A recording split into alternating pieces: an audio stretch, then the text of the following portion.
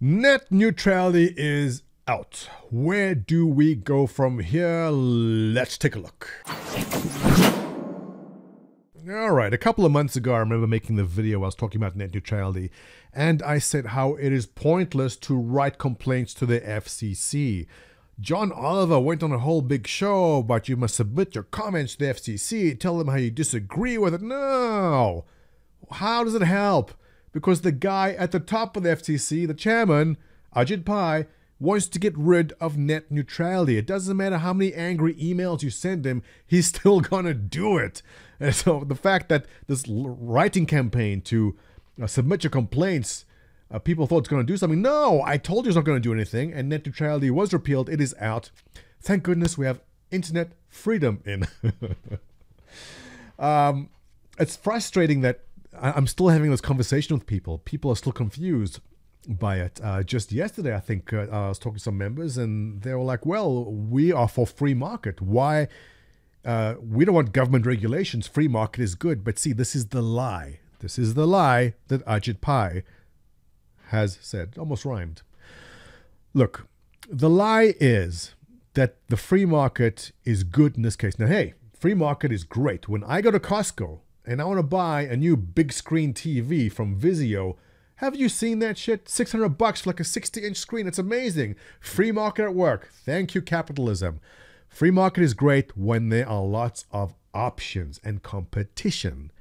Who here has more than one ISP in their area that they would use? All right, I have two. Now, I don't live in the boonies. I live outside of the Research Triangle in Raleigh.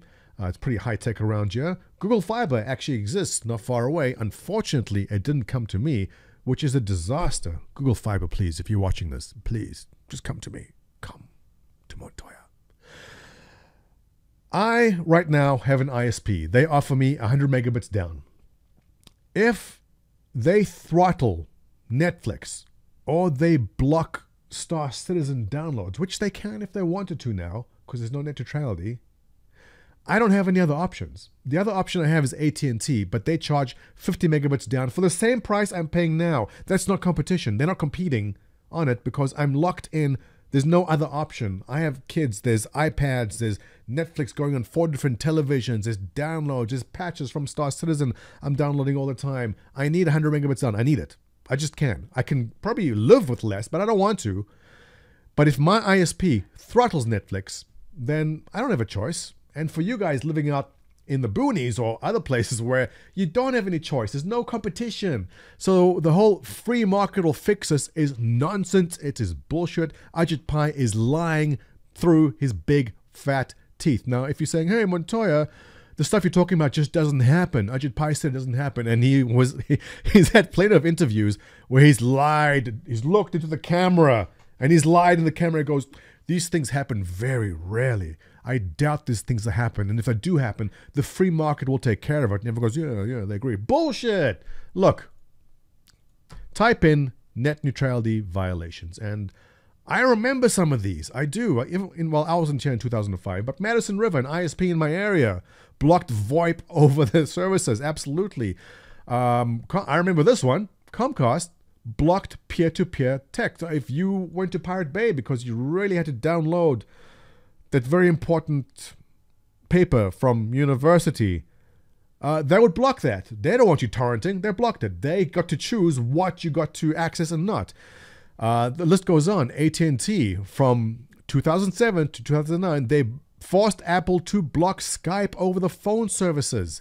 This isn't made up. This actually happened. The list goes on and on and on. Verizon, AT&T, Sprint, it goes on. AT&T, Sprint, and Verizon blocked Google Wallet. All right.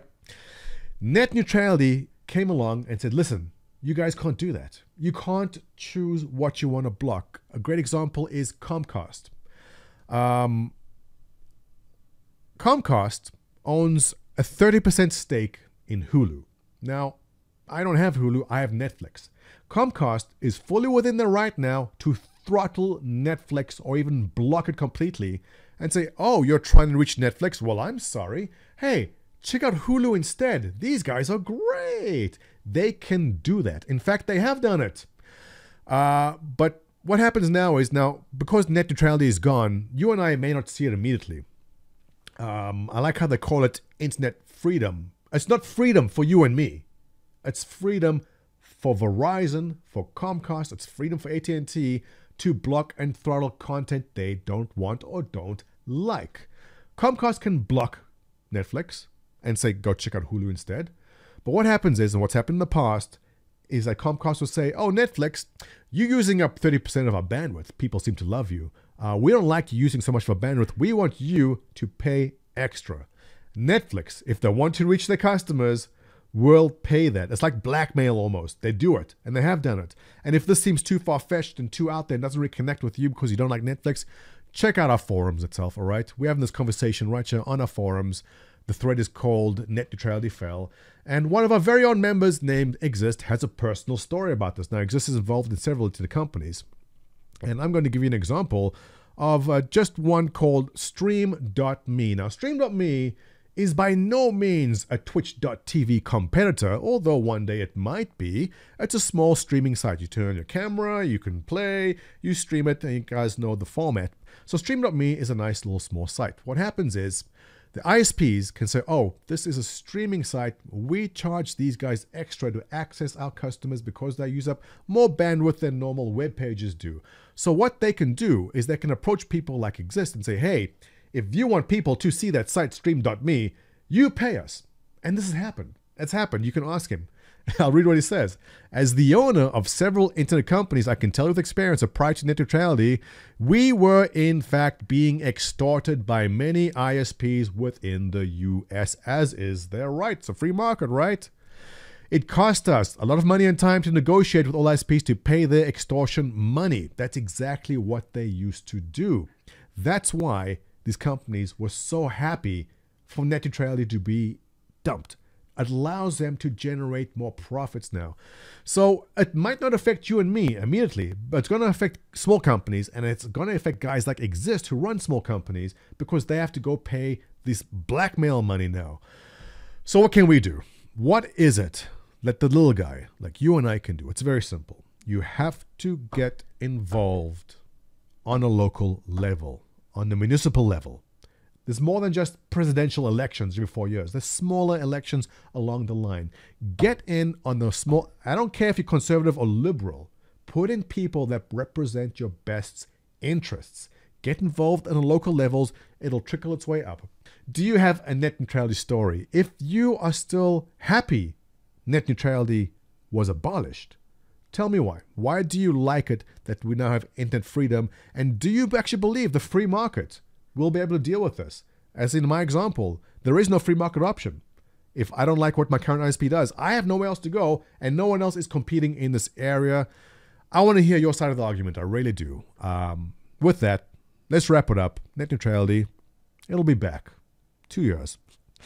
I'll see you soon.